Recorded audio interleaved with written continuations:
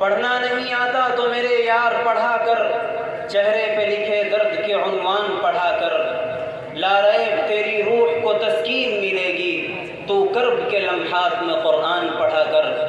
سامعین گرامی قدر، حضرت قاری صاحب اپنے مخصوص لب و لہجے کے ساتھ مجلس کا آغاز فرما رہے تھے۔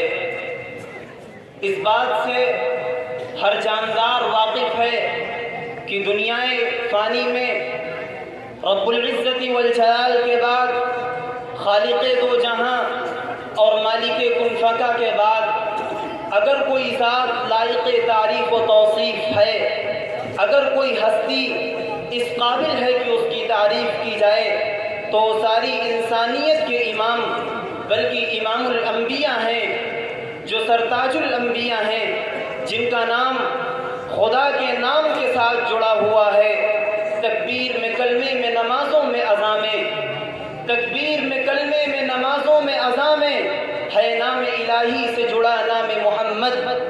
فرماتے تھے آدم کی مجھے خلد بری میں، لکھا ہوا طوبہ پہ ملا نام محمد۔ جی ہاں، وہ آقائے دو جہاں، باعث کن فکاں، نبی امی، فخر موجودات، امام الانبیاء، حضرت رسول کریم صلی اللہ علیہ وسلم ہیں، جن کی یہ شان ہے کہ لولا لما خلقت السماوات والارض۔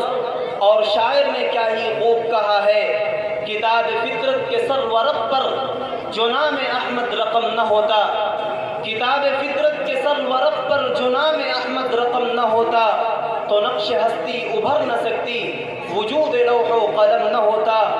تیرے غلاموں میں بھی نمایاں جو تیرا عکس کرم نہ ہوتا، تو بارگاہ ازل سے تیرا خطاب خیر الامم نہ ہوتا۔